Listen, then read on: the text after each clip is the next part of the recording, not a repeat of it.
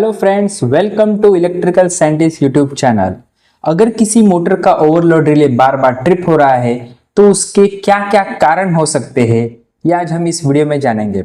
तो दोस्तों, उसके बहुत कुछ कारण हो सकते हैं। जैसे एक हो सकता है कि प्रोसेस में ओवरलोड हो रहा है, दूसरा हो सकता है उसका वोल्टेज इम्बैलेंस है, तीसरा हो सकता है उसका सिंगल फेजिंग है, या हो सकता है वो जिस गियर से या पंप से जो बेल्ट को वो मोटर लगा है वो फंस रहा है। हो सकता है उसमें ग्रीसिंग प्रॉपर नहीं हुआ है तो बेरिंग का प्रॉब्लम हो सकता है, या हो सकता है कि उसका ओवरलोड रिले माल फंक्शन कर रहा है या फिर खराब है, या हो सकता है कि मोटर प्रॉपर कूल नहीं हो रहा है या लूज कनेक्शन है। तो ऐसे बहुत से उसके रीजन हो सकते हैं। तो आइए जानते हैं स्टेप बाय स्टेप प्रोसेस से कि हम एग्जैक्ट प्रॉब्लम को कैसे ढूंढें। तो दोस्तों, सबसे पहला स्टेप होता है विजुअल इंस्पेक्शन। विजुअल मतलब सिर्फ आंखों से नहीं, तो हमारे जो पांचों सेंसेस है वो सेंसेस हमको बताते हैं। तो बहुत से प्रॉब्लम ऐसे होते हैं ना, जो अगर हमारा पास कीन ऑब्जर्वेशन होगा तो हम उससे सॉल्व कर सकते हैं। तो मेंटेनेंस में ये चीज बहुत ज्यादा इंपॉर्टेंट है, कीन ऑब्जर्वेशन।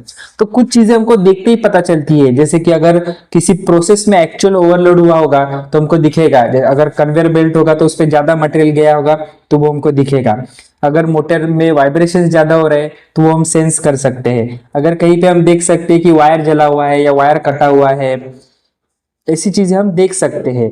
या मोटर का आवाज चेंज हुआ है, कहीं कुछ फंस रहा है, या मोटर ज्यादा हीट हो रहा है।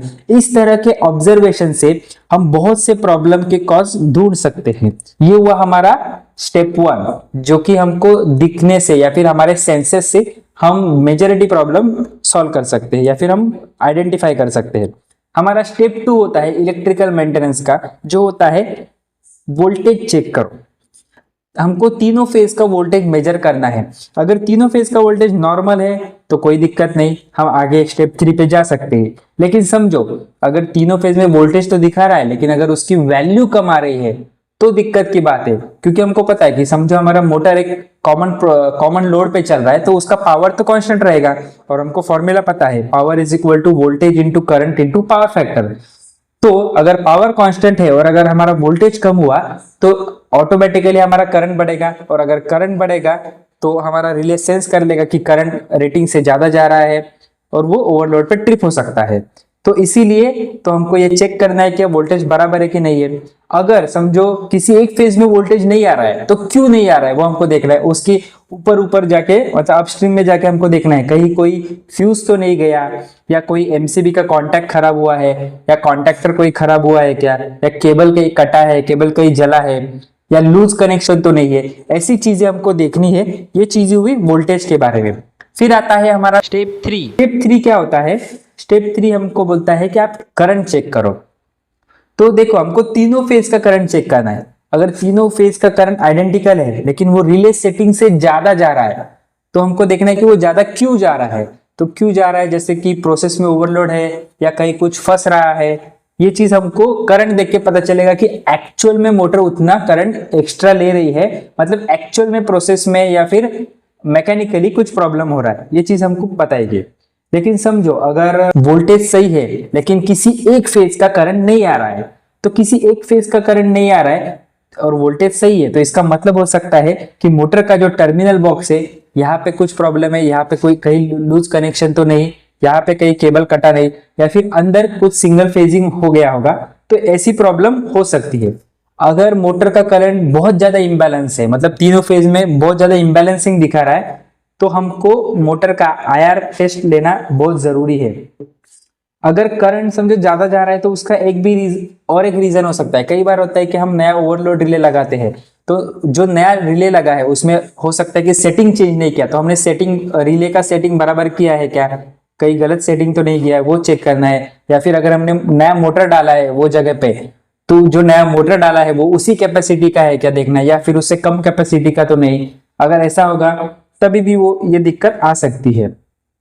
तो ये हुआ करंट के बारे में। ये तीनों चीजें है ना, बेसिक है। बेसिक इलेक्ट्रिकल में कोई भी फॉल्ट फाइंड आउट करने के लिए हमको ये तीन चीजें वेरी इंपॉर्टेंट होती है। विजुअल इंस्पेक्शन, वोल्टेज चेक करो और करंट चेक करो।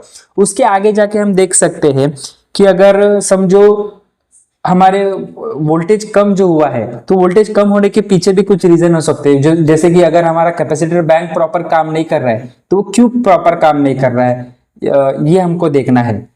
आगे जाके हो सकता है अगर सिंगल फेजिंग हुआ है, तो सिंगल फेजिंग हुआ है तो क्यों हुआ है, मतलब कहाँ पे केबल कटा है, कहीं पे फ्यूज गया है। सिंगल फेजिंग हुआ, हमने मोटर तो चेंज किया, लेकिन उसके बाद भी वापस सिंगल फेजिंग हो सकता है, तो वो प्रॉब्लम बार बार ना आए, इसलिए उसके रूट कॉज में जाना हमको बहुत जरूरी है कि वो जो सिंगल फेजिंग हुआ तो क्यों हुआ, तो उसके रूट कॉज में जाके उसको हमको वो प्रॉब्लम को एलिमिनेट करना है। और कुछ चीजें हो सकती है, जैसे अगर गियर हो रहा है, गियर फंस रहा है, पंप फंस रहा है, या बेल्ट में कुछ फंस रहा है, तो वो हमको देखना है। इस टाइम में अगर हमको अगर कंफ्यूजन है कि प्रॉब्लम जो है वो मोटर एंड में है या लोड एंड में है, तो हम क्या कर सकते हैं, हम मोटर को डीकपल करके चेक कर सकते हैं। अगर डीकपल करने के बाद भी अगर वो ओवरलोड हो रहा है, तो हमको पता चलेगा कि मोटर के अंदर प्रॉब्लम है। मोटर के अंदर क्या प्रॉब्लम हो सकता है, हो सकता है कि हमने ग्रीसिंग बेरिंग को नहीं किया, तो बेरिंग जाम हो गया है या बेरिंग खराब हो गया है, ये भी प्रॉब्लम हो सकता है। तो बेरिंग के प्रॉब्लम की वजह से वाइब्रेशन भी आएगा, नॉइज भी आएगा, ये चीज से भी हम उसको आइडेंटिफाई कर सकते हैं। और कुछ हो सकता है कि बहुत बार क्या होता है कि अपना ओवरलोड रिले है ना, वो माल फंक्शन करता है। वो क्यों, वो कब माल फंक्शन करता है कि समझो अगर हम मोटर को बार बार ऑन ऑफ कर रहे हैं, बार बार ऑन ऑफ कर रहे हैं, हमको पता है कि मोटर जब चालू होता है तो वो 4 to 5 टाइम या 5 to 6 टाइम करंट लेता है। तो अगर समझो हमने मोटर को चालू किया, उसने हाई करंट लिया, और हमारे जो ओवरलोड रिले होता है उसके अंदर अंदर होता है एक बायोमेटेलिक स्ट्रिप। ये बायोमेटेलिक स्ट्रिप क्या करता है, जैसे उसके अंदर से करंट फ्लो होता है, वो हीट होता है, और अगर एक पर्टिकुलर हीट उसको मिलती है तो उसके बाद वो ट्रिप का सिग्नल देता है। अभी समझो हमने मोटर को चालू किया, एक स्टार्टिंग में उसको हाई करंट मिला, वो थोड़ा सा हीट हुआ, फिर हमने मोटर बंद किया, फिर चालू किया, फिर वो बायोमेटेलिक स्ट्रिप थोड़ा हीट हो गया, फिर हमने मोटर बंद किया, फिर चालू किया। ऐसे हम अगर बार बार मोटर चालू बंद करते हैं ना, तो क्या होता है, वो स्ट्रिप जो होता है, बायोमेटेलिक स्ट्रिप होता है, वो गर्म हो जाता है और गलत दिखाता है। मतलब चालू करने के बाद वो इंस्टेंट ट्रिप देगा और हमको लगेगा अरे यार क्या हो गया, मोटर में क्या दिक्कत हो गया, लेकिन एक्चुअल प्रॉब्लम मोटर में ना होते हुए हमने बार बार ऑन ऑफ करने की वजह से वो दिक्कत आ रही है। और ऐसा भी हो सकता है कि रिले एक्चुअल में खराब हो। ये हमको कब पता चलेगा, ये हमको पता चलेगा जब हम तीनों फेज का करंट मॉनिटर कर रहे हैं, तीनों फेज का करंट बैलेंस है, वोल्टेज सेम है, करंट सेम है, और वो रेटिंग से कम है, फिर भी अगर ट्रिप हो रहा है, तो हमको ये समझ जाना है कि हमारा रिले फॉल्टी हो गया है और हमको रिले अभी चेंज करना है। आगे जाके और हो सकता है कि अगर मोटर को प्रॉपर कूलिंग ना मिले तो भी मोटर हीट हो सकता है, और उसका कंसिक्वेंस हो सकता है उसका करंट बढ़ना। तो हमको कूलिंग प्रॉपर हो रहा है कि नहीं मोटर, वो चेक करना है। लूज कनेक्शन, ये भी बहुत कॉमन प्रॉब्लम है, लूज कनेक्शन की वजह से भी मोटर ट्रिप होता है। तो ये हुए कुछ प्रॉब्लम्स और जिसका सॉल्यूशन आज हमने देखा है। तो आपको ये वीडियो कैसा लगा, मैं आशा करता हूं कि आपका, अगर आपको ऐसा प्रॉब्लम आ रहा है तो आपको ये वीडियो से उसका सॉल्यूशन मिला होगा। अगर और भी आपके कुछ डाउट्स है तो आप कमेंट्स में मुझको पूछ सकते हैं, मैं आपके सवालों का जवाब देने की पूरी कोशिश करूंगा। आपको ये वीडियो कैसा लगा हमको कमेंट में बताएं। वीडियो अच्छा लगे तो लाइक करो, अपने दोस्तों के साथ शेयर करो और हमारे चैनल को सब्सक्राइब करो। Thank you.